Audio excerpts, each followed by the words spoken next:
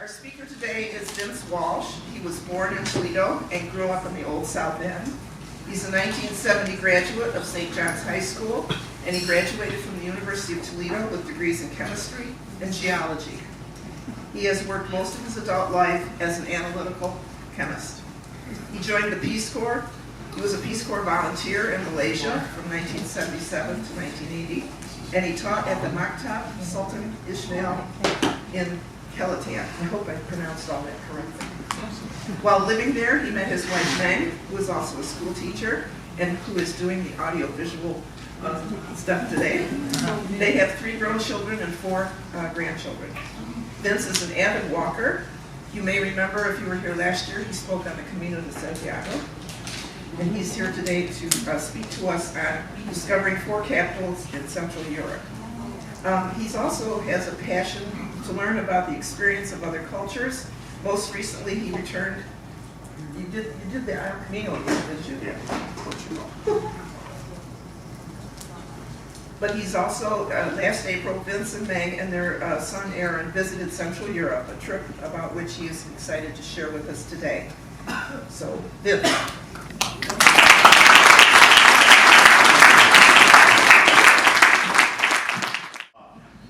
As Chris said, last April I set out on a journey to Central Europe where I discovered 4 incredible capitals, Budapest, Bratislava, Vienna, and Prague. And usually we say what group or organization we went with. Well, I went with what I call Mates Travel and Viewers, or MT&T, and I did put there was one review for that site. So she did all the arrangements for the travel and the accommodations, and she also went with me. And also today she's going to be my director, commentator, and timekeeper, so I don't go too long. And she also convinced our son Aaron to come along with us on this trip. And there they are, a couple. So 3 of these cities lie along the Danube River. It's shown in red here, and those 3 cities are Budapest, Bratislava, and they're not on the wall over there, they're up here, Budapest, Bratislava, and Vienna. Just so you know, the Danube runs basically from west to east across Europe. The 4th city, Prague, lies along the Vltava River, which is shown there in blue. Now, nationally, these are the capitals of Budapest is the capital of Hungary, Bratislava is the capital of Slovakia, Vienna the capital of Austria, and Prague is the capital of the Czech Republic, or as it's now known, Czechia. Now, usually, sometimes these presentations have a lot of natural photography and wildlife. Not today, since these are cities, but 3 topics keep coming up. First is music, the next is history, and the third is architecture, which really means buildings. And so we're going to start here in Budapest, the Pearl of the Danube. And the pearl that you see in the picture there is on the east coast of the along the east bank of the Danube is the Hungarian Parliament building. We took this on our first night in Budapest while we were walking along Margareta Island. But we arrived earlier in the day under beautiful blue skies to this pristine city with beautiful buildings, statues, monuments, and characters that I didn't know who they were. They're all Hungarian. And we came to this beautiful site here, and then we came to that parliamentary building. Here it is in the daylight. It's what's called Neo-Gothic architecture. It was built and opened around the early 1900s, and I suspect that was the turn of the 20th century, and people were all filled with hope and joy for a new century. And now looking back, I wonder how it survived that 20th century. This is Lajos Kossuth, and excuse my pronunciation, but he's considered the father of the Hungarian democracy. He lived in the 19th century. He was a leader of a rebellion against the Austrian Empire. And I have a title of a speech that he gave down there. And what I found most incredible is that he gave this speech right here in Ohio to our Ohio legislature in the year of 1852. So there's Ming, and she's looking across to the west side of the city. And so that's the Buda side, and we're going to take a look at the Buda side because it's very hilly. They're called the Buda Hills there. And so when you're on this side and you look back to the east side of the city, you can see it's very flat. That's the Pest side of the city. And this bridge was completed in 1849, and it's the first permanent bridge that was ever here in Budapest. And this allowed these two towns to come together to be the city that they are today. Before this, there were no permanent bridges here. It's called the Zacchini Bridge, and it's named after a famous 19th century Hungarian leader who was very much responsible for many of the improvements here. And the bridge is actually nicknamed the Chain Bridge because it's a suspension bridge, but instead of using cables, it uses these giant chains. This is a picture of the Buda Castle in the night, but sadly this castle had been destroyed during the Second World War, so this is all reconstruction. So the next day we took this subway, which was actually built in the 1890s. It's one of the first subways in this part of the subway, first subway in continental Europe. And we went to a place, excuse me, known as Hero Square, and it has this thing called the Millennial Monument there. So why is it called the Millennial Monument?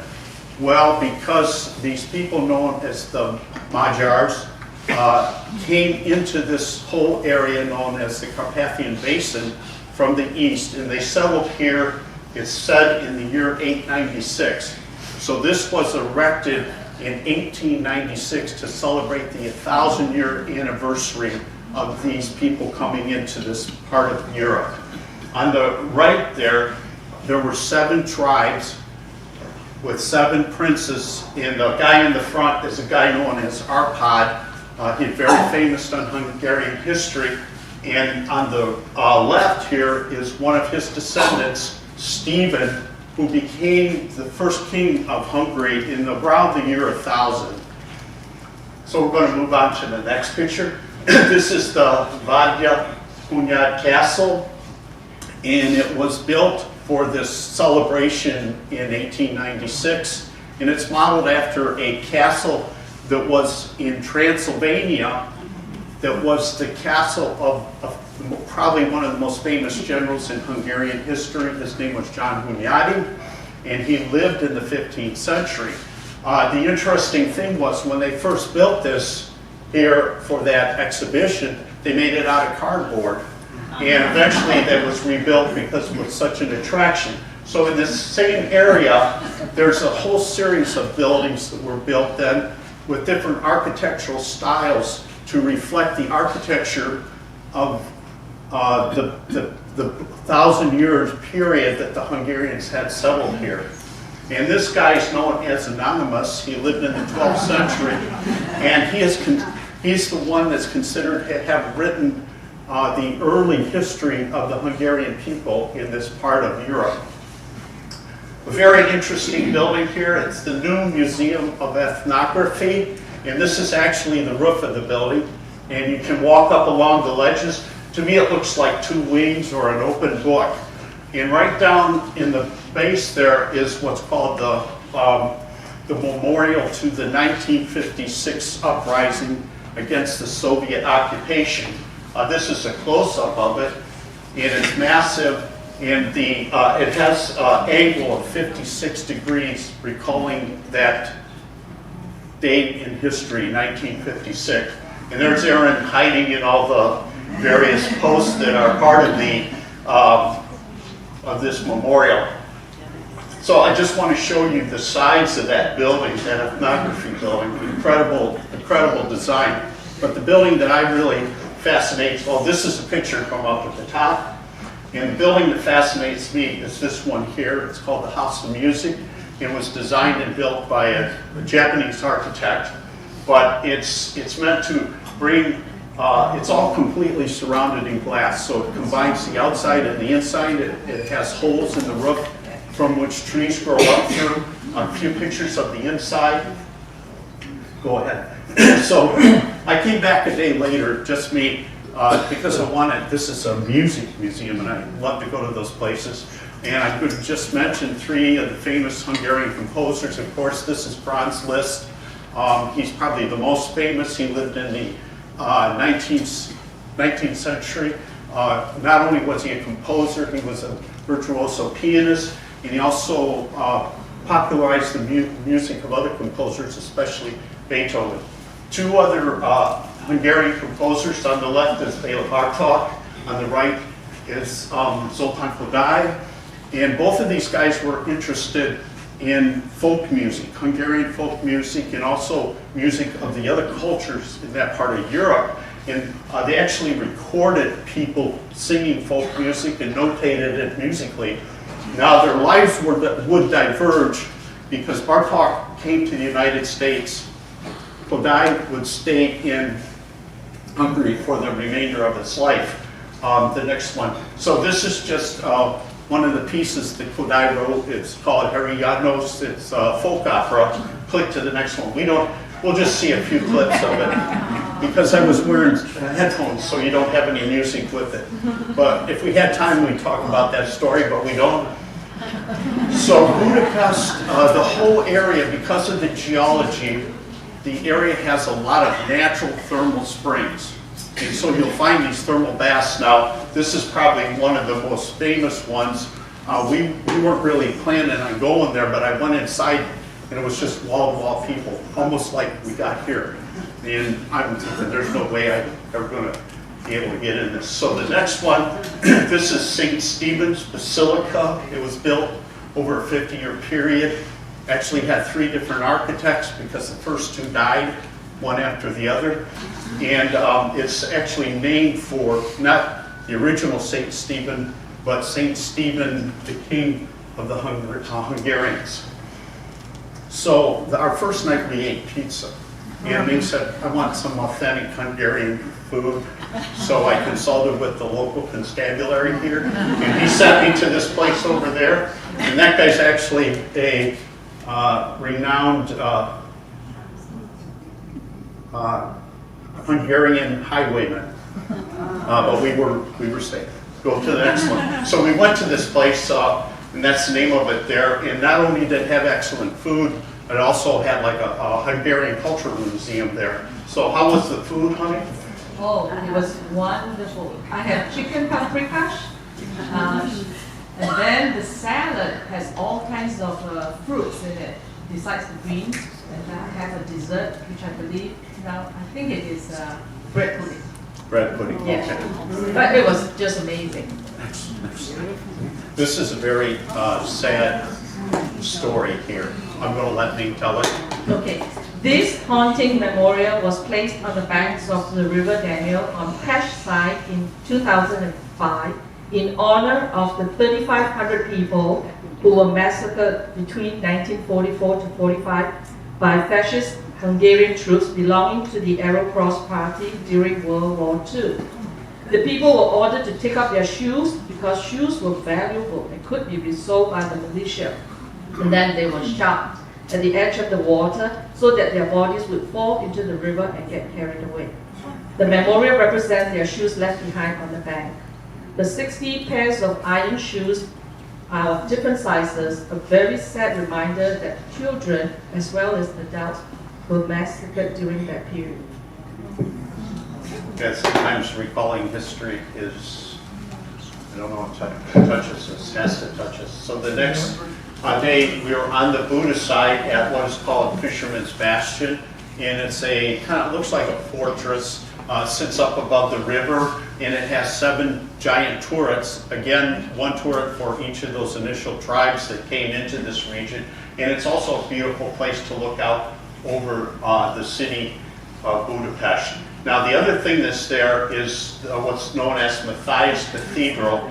And I just love the roof tiles on here. They're from a factory, the Zolnay tile factory in Pécs, Hungary. So the guy Matthias is this guy here, King Matthias. He's considered one of the greatest kings in Hungarian history. He's the son of that guy, John Hunyadi, that I mentioned earlier. But this is the front of the church and the beautiful door leading into it. And inside the church we have just a few pictures. It's just beautiful to go inside. And one of the things in there was this sculpture that really got me. This is Empress Elizabeth of Austria. She's commonly known as Sisi. And she's the lady with the ankle-length hair and the 20-inch waist. And I say her life is the antithesis of the fairy tale where the beautiful young maiden marries the handsome prince and they all live happily ever after. Her life was marked with tragedy. But her and her husband, Franz Joseph, were here, I believe the year was 1867 or 68, to be coronated as the king and queen of Hungary. But she was beloved by the Hungarian people. Next one, please. And just a few pictures on the Pest side. There, if you don't want to hike up the hills, there's a funicula. That was the young woman who was our guide when we took one of these free tours. And there's some beautiful blossoms over on the Pest side. And the last place we're going to look at in Hungary, in Budapest, is the Hungarian State Opera House. Not super big, but one of the most beautiful opera houses, and it has exceptional acoustics. Now right there, the stage actually goes back further than the whole auditorium, but they were setting up for a contemporary production of Wagner's Parsifal. And this is a place, you see that? This is a place where you might want the theater to rub off on you, because that is actually painted with gold paint, and every so often they have to repaint it because the paint, the gold goes someplace. So it's a good reason to go here, get season tickets. So as part of our tour, it was Ming and I were taking a tour here. We were treated with 4 arias from 4 operas, and I was just sitting on the stairs right there listening to, so it was incredible. The last night, though, in Budapest, there was rain, and I thought that it said right up there on that sign, "Just Married." I had put that on our picture, but Ming said, no, that's not what it says. So that next day, we made our way to Bratislava, and this is Bratislava. Though the 2 most prominent sites in Bratislava are almost lost in the evening sky here. On this side, towards this west side of the Danube, is the single tower of the most SNP bridge. And on the right side is Bratislava Castle. But the first thing we did when we got there was go about 10 or so miles north of the city to this castle, known as Devon Castle. It sits perched high on that cliff there, strategically overlooking the confluence of the Morava River and the Danube River. And this is probably a picture we took from the highest spot in the castle. That's the Danube over there, and we're looking to the south. And to me, it was just a great place, brings out the kid in you again. You want to run around and walk around, climb all over.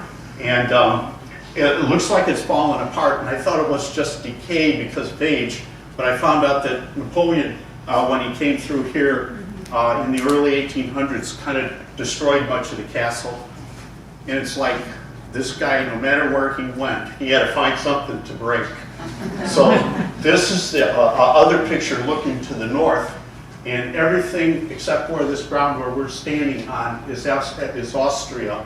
And right there, coming in from this side, is the Morava River. And the most interesting part of this castle, the whole thing's interesting, is that little tower there. That's the Maiden's Tower. How romantic.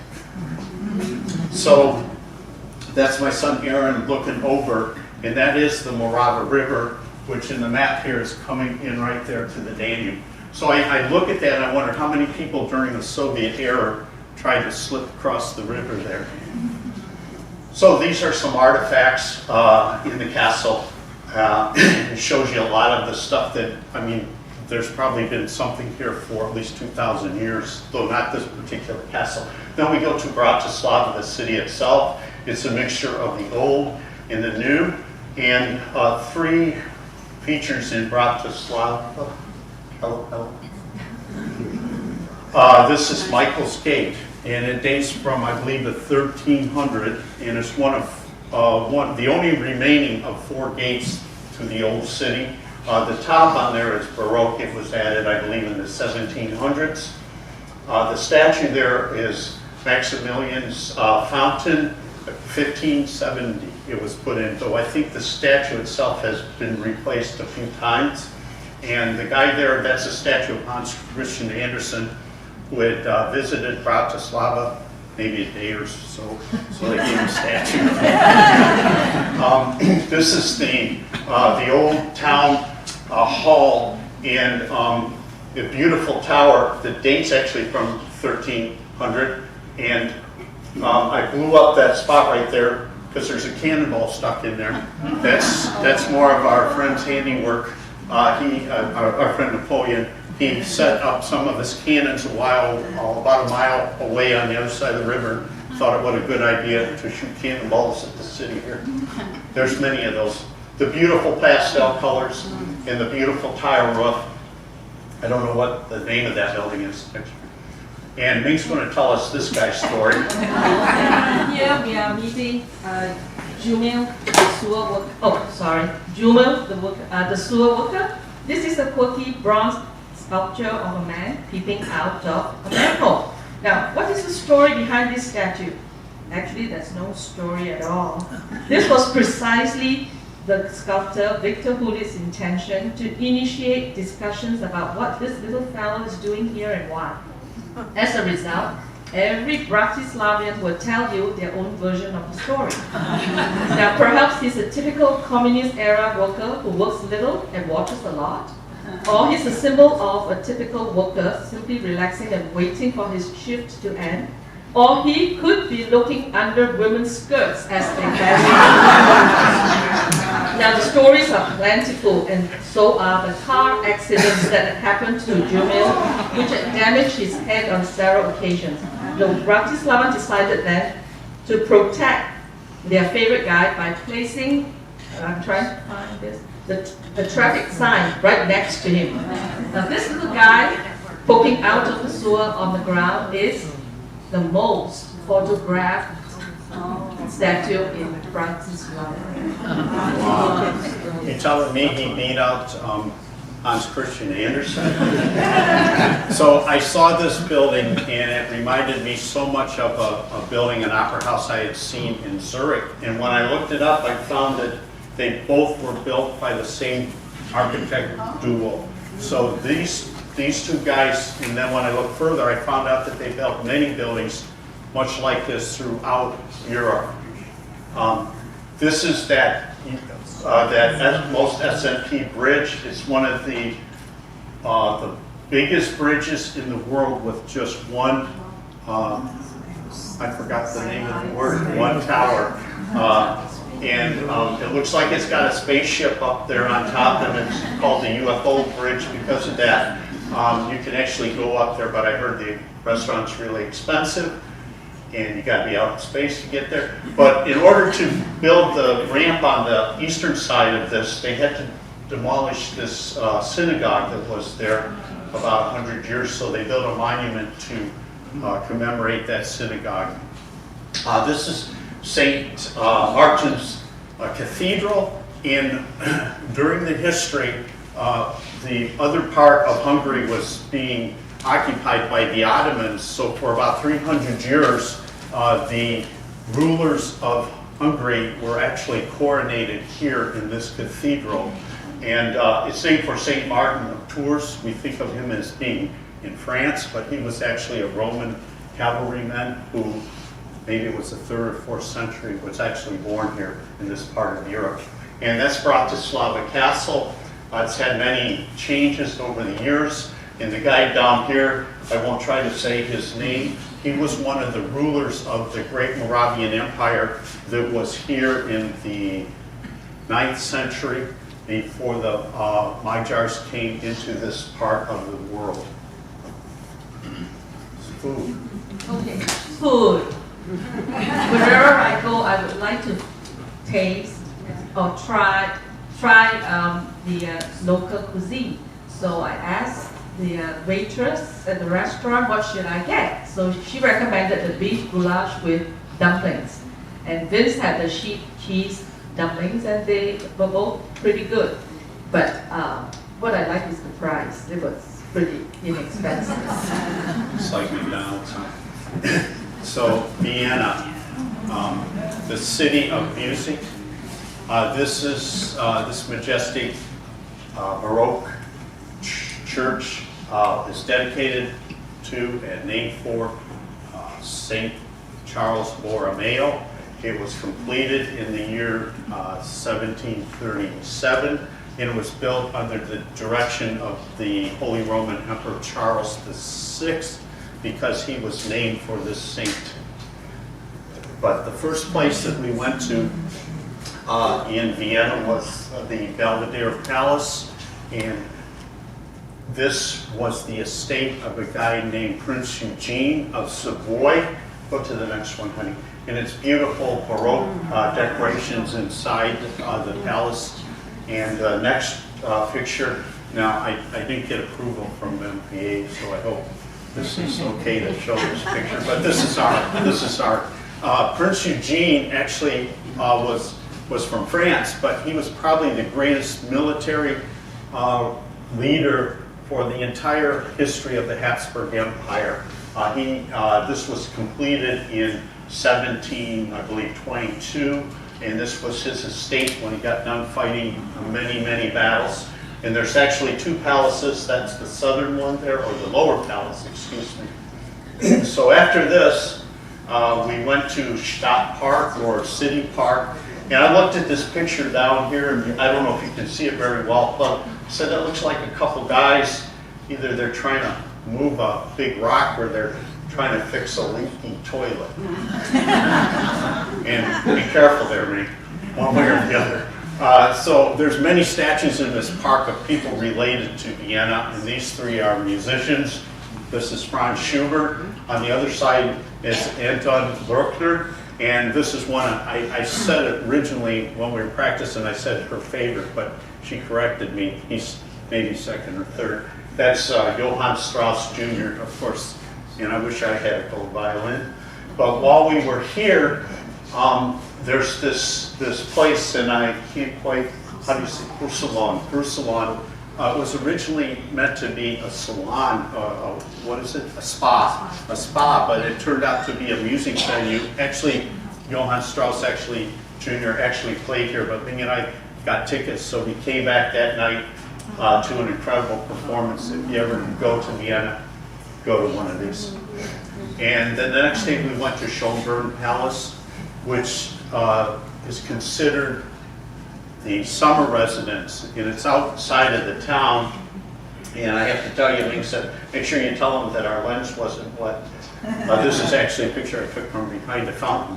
But we started at one end of the place and walked there, go to the next one, and we walked through. And notice how well manicured all those, those bushes are. Now the building in the background this is a greenhouse. And it's built in 1880 and has that sort of architectural style from that period. The floor plan of it is much bigger than a football field. If I would have went in there, I would have been in there for hours. And that's a nice garden. But everything else was meticulously groomed and ordered. It's almost like that's the way they ran their empire. Now this started out and was purchased in about the 1500s to be a hunting area for the aristocracy But in the 1700s, go to the next one, Empress Maria Theresa turned it into this beautiful palace that it is today, and it's also the summer residence for the Habsburgs. It was the summer residence because back in the city everything was pretty hot in the summer. But Maria Theresa, I just want to mention, she was the only female ruler of the Habsburg Empire through their entire existence. Probably an incredible woman. She did all this, ruled an empire, and she gave birth to 16 children. This is up at the top, so we climbed up the hill to this glorietta, and we looked back at the palace, and you can see the city from there. And the next place we're going to go to is St. Stephen's Cathedral. We missed it there. It's way over there. But first I want to show you these two fountains. On the up here is the obelisk. What I really like is the way the water's coming out of that mouth right there in the center. And on the right is what's called the Roman ruins. And it looks like it's in need of repair, but it actually was built to look like that. It's meant to be the ruins of the Roman Empire. In a certain way, the Habsburgs considered themselves to be the inheritors of the Roman Empire.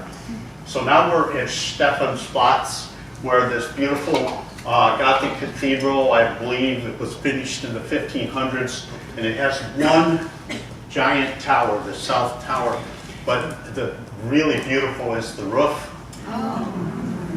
And it's made of 230,000 tiles of 10, I believe there's 10 different colors in there. It's just amazingly beautiful. I was able, you always, depending on how the lighting is, whether you get a good shot. On the right there is the double-headed eagle, which is the symbol of the Habsburg Empire. Amig's going to talk about Jesus, the Tsar. Yeah, right here. Turn that. I'm sorry, I forgot. Right here, this statue.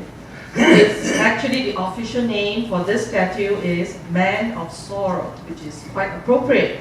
But it's also known to the Viennese as Christ with a toothache. Now this comes from a local legend. 3 local men, after a night of heavy drinking, they looked at this statue and they decided, and they joked about it, that it looked like as if Jesus had a toothache.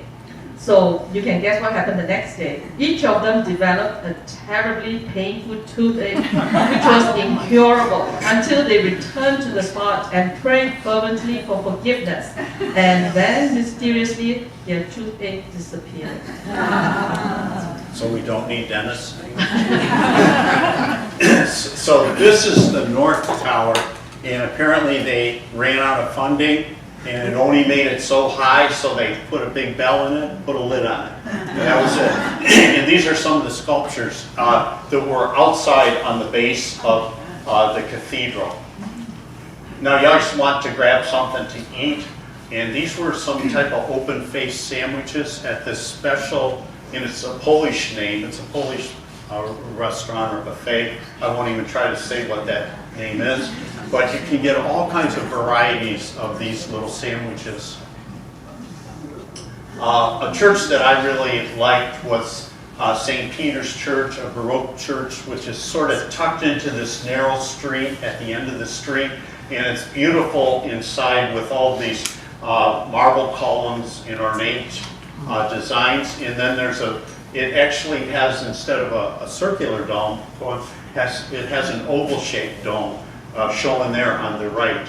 And this is just one of, I think it might be a fresco painting. I'm not sure where I took that in the church.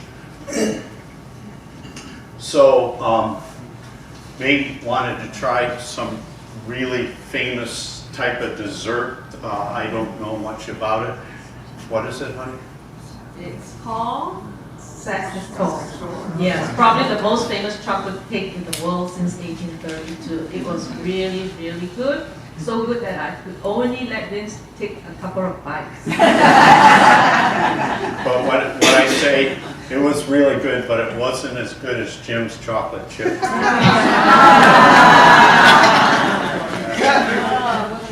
Okay, So the Habsburgs, their palace that they had within the city of Vienna is known as the Hofburg.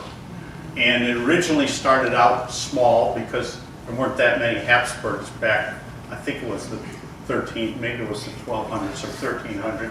And this is one of the earliest parts of the Hofburg Palace. This is the Swiss gate, and this is a fresco that's painted on that ceiling as you walk through that gate. This, I believe, is one of the oldest parts of the Hofburg, though I won't say for certain. I know it's one of the oldest. So on the right there, can you see the flying horse? And of course, that's representative of the Lipizan stallions that are right here in Vienna. This is also one of the oldest parts of the palace. And then this next scene is one that you'll often see. That's St. Michael's Wing. And it's named that because this very old Romanesque church of St. Michael is just adjacent to it. Now, right there on the front, where you see the front right here. That front. Right there, yeah. There you see that there's a dugout area. That's an archaeological excavation that I showed over there, that maybe this was a city back in pre-Roman days. So you see how much it's grown over the centuries. So inside that St. Michael's Wing, on the one side is the Spanish Riding School. On the other side is the CC Museum. That's the dome. That's like it looking inside, and that's one of the gates leading into it.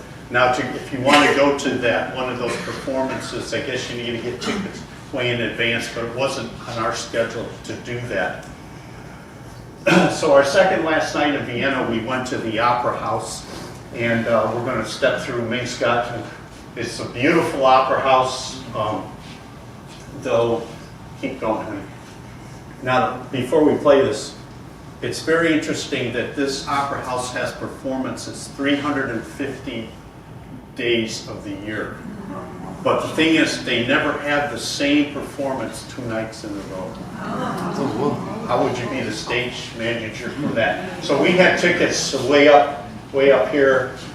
They gave us parachutes in case we fell.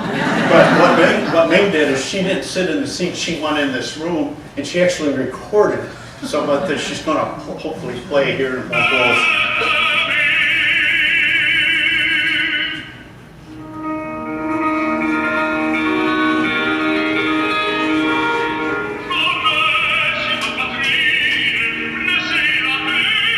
Yeah, that's good, honey. They got it. That's a famous Polish tenor, actually.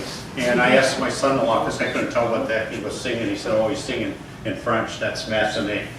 So that next day, it was raining, but I said, or maybe it was Ming that said, we want to go to the Baja Valley. It's about a 22-mile stretch through the Danube, and it's very beautiful scenic. It's noted for its little medieval villages, for its vineyards, and for its apricot orchards. So to get there, we took a train for about an hour to the town of Milk, which is famous for its abbey. And so we climbed up to the abbey, which sits way up on a cliff here. It's a Benedictine abbey. It actually was founded, I believe, in, was it the 1200s? But this building that it consists of now is Baroque, built in the 1700s. And inside, so we're going to show you a little bit of the inside. It's just beautiful inside. This is the chapel, spiral staircase. I don't know if anybody has those in their home here. And then the next picture, honey. So the ceiling, beautiful ceiling paintings. But the part I don't show you is this it's noted for its incredible library of old manuscripts and a lot of musical manuscripts, but you're not allowed to take any pictures in there. So then we were wondering, would we be able to get a boat? So we caught a boat to go down the river, down the Danube, step through a few of these pictures. It wasn't the most beautiful day because it was raining, but you can see that on a good day it would be a beautiful place to go through, and you can see the terracing And this was our destination. That's the ruins of Budapest Castle. Do you want to say anything about that, honey? Oh, yeah. Yeah. So, to get up there, we have to climb up there. Look at how slippery it is. It's wet and slippery, and I'm struggling trying to get up there, and I don't know where Vince was. But anyway, okay, Dunstan Castle. It is, sorry, I keep forgetting to use this. After the Third Crusade around 1192, King Richard, also known as Richard the Lionheart, tried to sneak back into England by way of Austria. He disguised as a pilgrim, but then he was discovered and captured by Duke Leopold of Austria. He was then held captive in this castle, the Dunstan Castle, until a ransom of 150,000 marks was paid for his release. Now, in today's money, it is estimated by some historians to be about, believe it or not, 3 billion, with a B, US dollars. Wow. Was it worth it? You know what I say, all those folks over in merry old England had to break their piggy banks to get that guy back. But actually, his mother, Eleanor, was one of the most powerful women in Europe at the time. She secured much of the ransom. She actually had married both the King of France and the King of England, who was Richard's father. Okay, there's my son. He made it to the top. You know, here we are in Austria, you know, and I was wondering, are we going to jump off the boat? Because I don't know, once we get off, how the heck are we going to get back to Vienna? Yeah. But like I say, it's Austria. What do they say? Climb every mountain. At least we can try one. And so Aaron's up at the top, and there's Ming down there. And I had to make sure she was safe, so I didn't go up to the top. Next picture. So, hey, wait a minute. Too fast. Go back to it. So that's the final parting scene, and somehow we did get back to Vienna that day. And the next day we caught a train to Prague, our final city we're going to look at. Prague is known as the city of 100 spires, and there's some spires right there. This is in Old Town Square, which actually dates back, I believe, to the 9th or 10th century. But the church right there was completed in 1450, and it's known as the Church of Our Lady Before Tin. Very deep meaning to that. Yeah, I have to say something about that. If you know what tin is, then you understand why the church got its name. Tin is actually a courtyard, which is located where? Behind the church. Behind the church. So they built it before that courtyard. Yes, Wow, that's that the works. reason why. Isn't that imaginative? Yeah. Anyways, so the next picture here is a picture of some of the main places in the city of Prague, and taken on the east side of the Vltava River. And off in the distance is St. Vitus Cathedral.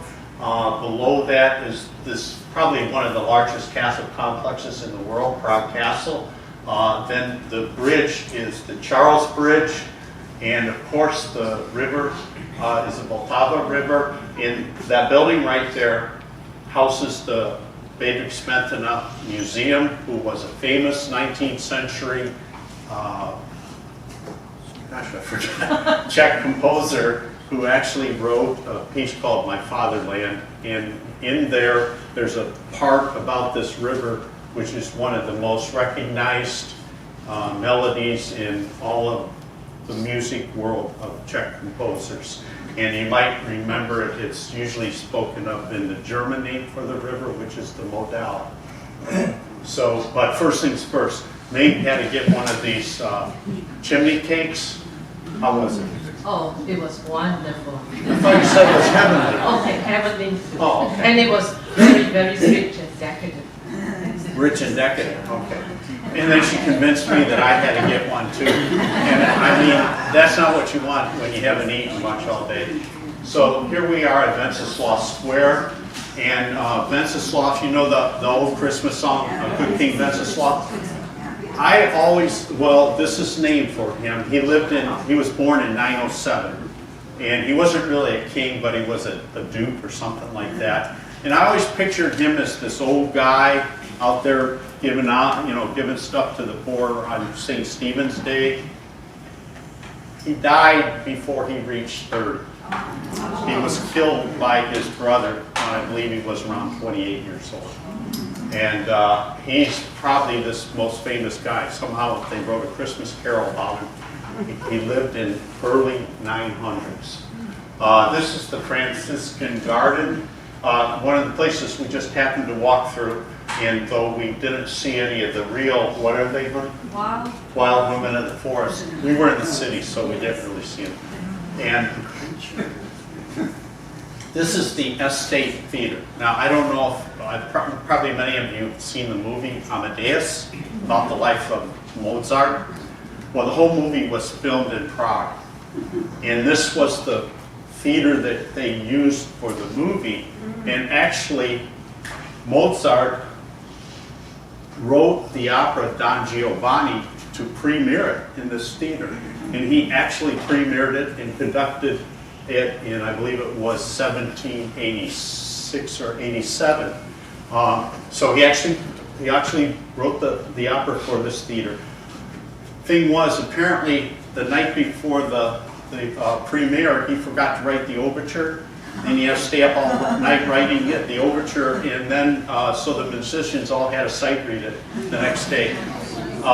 Right next to the theater, show where that's at, is this statue of Il Commendatore, who is one of the characters in the opera. I won't have time to go into all that, but this is a famous statue right there. And we forgot to show the old Charles.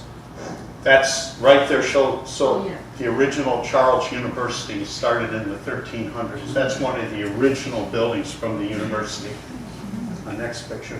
So here we have the old new synagogue, which is very confusing because there was actually a synagogue. This was built, what was it, in the year 1290? That's, what is it, 13th century? Yeah, in the 1200s, and it's one of the oldest continuously used synagogues in the world. Not the oldest, but that's it shown over there. And the reason it's called the old new one is because they had an old one, which apparently got torn down. Now, the Jewish people were confined to a small area in which they could live. So on the left picture there, show it right there. Hello. Yeah, right there. When they had a cemetery, they had to bury people one on top of the other. So the cemetery has people, I think, 8 generations deep or something to that effect. This is Franz Kafka memorial statue. I don't know, you've probably not read much by him, but if you've all been reading a bunch of happy books lately and you want to read something thoroughly depressing about the total meaningless of life, this is your guy. This is Charles IV, the Emperor, the Holy Roman Emperor Charles IV. He lived, that's the years of his life in the 1300s. He must have been an incredible guy. He was very intelligent, highly educated. He was a military person. But when you hear anything about the city of Prague, you'll hear the name Charles. And it goes back to this guy. He founded the university. He had the bridge built. He had work done on St. Vitus Cathedral. And this is the Charles Bridge. It's only a walking bridge, but it was built in this, I believe, in 1350 or 1360 until 1400. And something like this to have been built and still be in existence today is incredible. Now you can walk across it, and there's about 31 of these statues on either side of the bridge, but they weren't there originally. They came in much later during a time when the Counter-Reformation was occurring in this part of the world.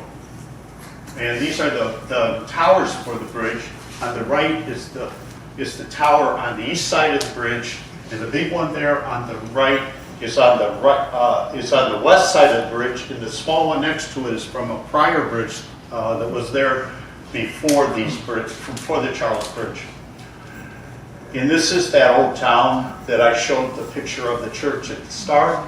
And we're just going to look at a few places here. There's this famous astronomical clock, which is worthy of about 10 minutes to look at, or else ponder about.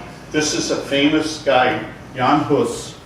He was a theologian, and much of his teachings contradicted the teachings of the Catholic Church, which was predominant at the time. He ended up being burnt at the stake in 1415, and it generated a whole movement called the Hussites. Now there's a St. Nicholas Church in the Old Town Square, and then I was going through my stuff and I said, wait a second, there's a St. Nicholas Church there too. They got 2 St. Nicholas churches. You know why?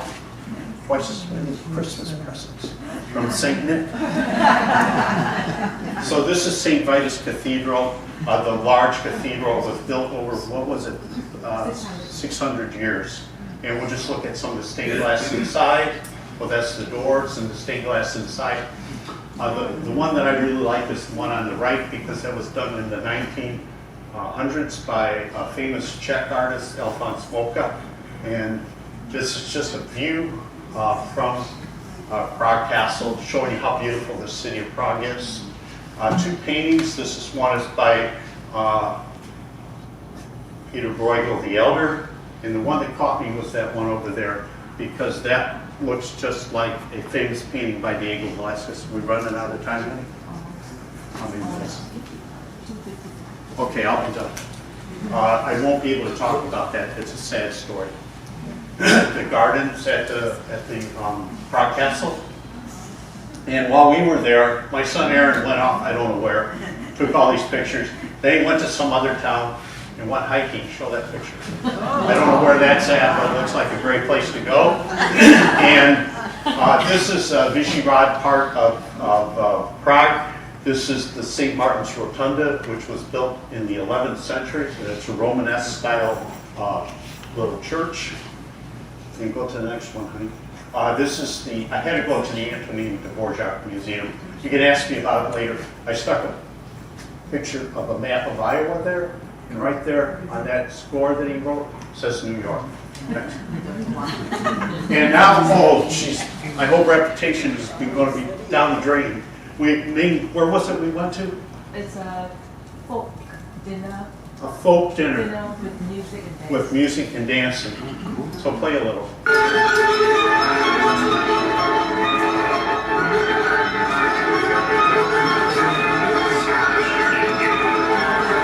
So they had 3 musicians, the violins and the dulcimer.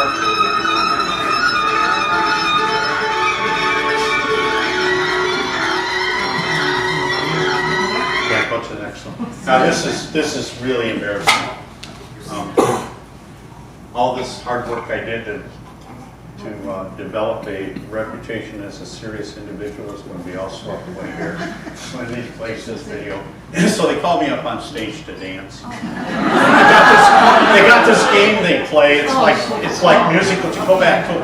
It's like musical chairs, except the guy that gets left out has to dance with a broom. And it's not. Go back one more slide. One more slide, mate. There we go. Yeah, there you go. Click on it. So I get stuck with the broom.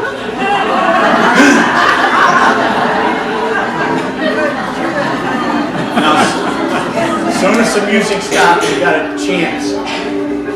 So let's get that music going there. That's okay. Let's play.